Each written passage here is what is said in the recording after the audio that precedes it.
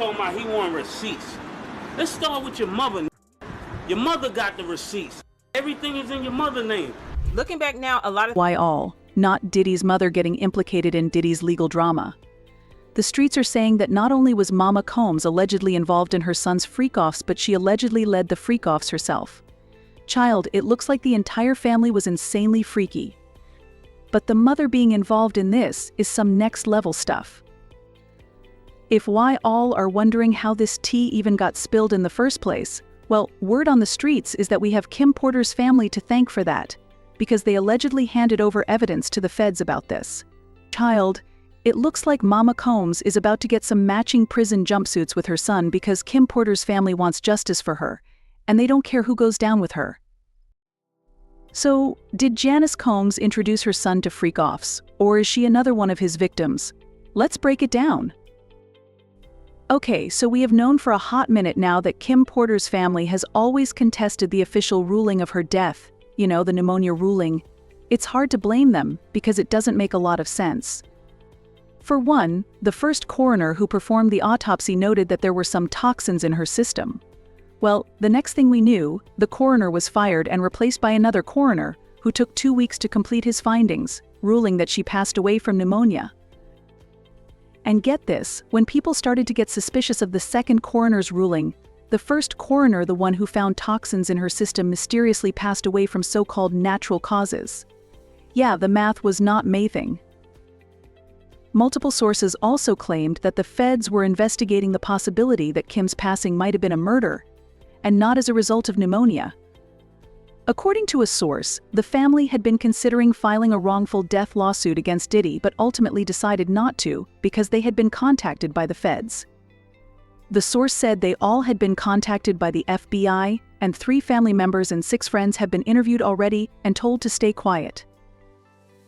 According to Kim's ex, Cassie told lawyers upon filing her own lawsuit against Diddy that she had information about the death of Kim Porter and proof of the reason why Kim was murdered. Another insider claimed that there had been a lot of cover-up regarding the case, and a lot of things didn't make sense. The insider said, when Kim passed, there were questions about the manner in which she died. If they are going to say that it was pneumonia and that she passed peacefully in sleep, then why was there blood located on Kim's pillowcases, and also a slight trail of blood on the bedroom floor that led to the bathroom? Why hasn't that been mentioned?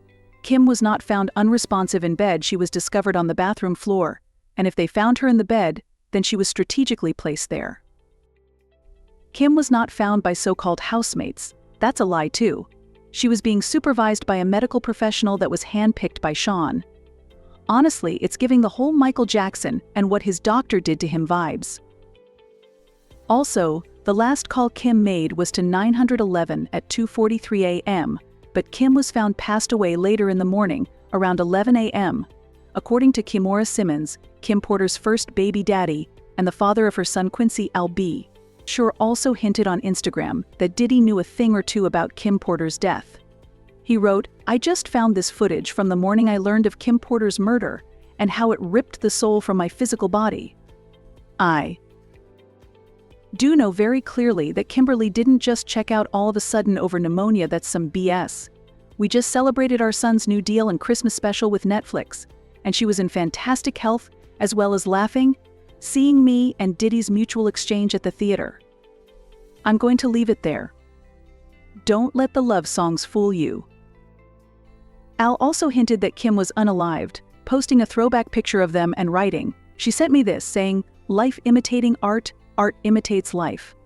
Now it all makes sense. She told me other stuff too." She was running. I said, "Call the FBI." The interesting part is that Al went into a coma shortly after speaking about this, and he nearly died. When he woke up, he never mentioned the topic again. A bit suspicious, don't you think? Well, given Diddy's current predicament with the feds, the streets are now saying that Kim's family is reportedly trying to get the feds to reopen the investigation into her passing, claiming that they allegedly have evidence. Not only does it involve Kim's passing, but it also allegedly offers more insight into Diddy's freak-offs, like how his mom allegedly took part in his freak-offs. Girl, say what now? To understand this situation, we need to go all the way back to Diddy's childhood. His father, Melvin Combs, was involved in some seriously shady stuff, and he was linked to Frank Lucas, yes, that Frank Lucas, the man who inspired the movie American Gangster. Melvin was eventually unalived in what is believed to have been a botched deal when Diddy was only 3 years old. After Diddy's dad passed away, his mom, Janice, made sure to keep her 3-year-old away from the rough side of life. When he turned 12, she moved him and his sister out of Harlem to Mount Vernon, New York. She worked several jobs to make sure Diddy could attend a private school. Speaking about this, he said, "Until I was 12, I lived in Harlem. Then we moved to Mount Vernon, New York. That was Mom's way of getting us out of the inner city after my father was killed. But my grandmother lived in Harlem, so I went back and forth. I remember simple things about MT, Vernon grass, trees, and being able to play baseball. In Harlem, there was no little league, no front yard with grass, but the neighborhood was multicultural, so that broadened my horizon."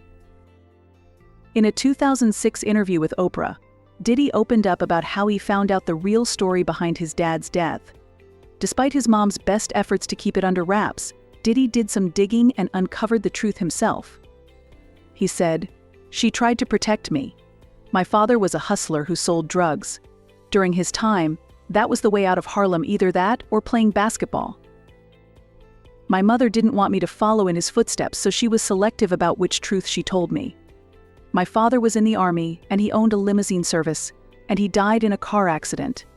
Actually, he was in a car, but even as a kid, I put 2 and 2 together. I noticed that guys from the streets in Harlem always seemed to know my family's last name. I used to run with your father, they tell me. All my uncles were street hustlers as well."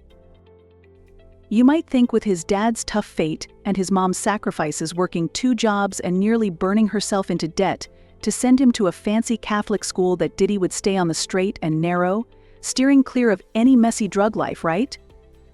Well, it turns out that wasn't quite the case. Even at his private Catholic school, Diddy somehow found himself rubbing shoulders with the wrong crowd. Reports say he struck up a tight friendship with Andrew Campos, a member of the notorious Gambino crime family of La Cosa Nostra. They even played football together at St. Michael's and kept the bond strong after graduation. Diddy has been determined to be bad for a long time. From the sounds of it, his mom probably had a role to play in it as well. See, Janice claimed to be a model and a teacher's assistant back in the day, but the streets are calling that BS. Now, with all the skeletons tumbling out of Diddy's closet, there's talk that his mom Janice might have schooled him in some shady business. Despite claims she was a model, there's no trace of her modeling gigs. Instead, whispers suggest she was more into organizing fashion shows, if you know what I mean. Rapper Mace also hinted that Diddy's mom knew more than she let on, and that she was allegedly enabling his behavior. Yo, Diddy talking about he want receipts? Let's start with your mother. Your mother got the receipts. Everything is in your mother's name. Looking back now, a lot of things are starting to make sense. Like this weird video that Diddy posted of him and his mom. It was weird of him to show off his mom's body like that. And did y'all catch the part where he said his mom was getting an IV drip with him? Well, in the federal indictment documents that were released by the feds, they revealed that Diddy and the Freak0ff victims typically got IVs to recover after Freak0ffs.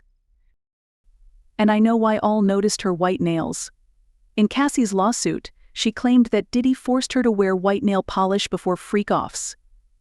And the comment about how his mom can touch the floor with her palms, yeah, fans are putting 2 and 2 together, and it looks like mama just might have been getting freaky with her son, which is just wild to think about.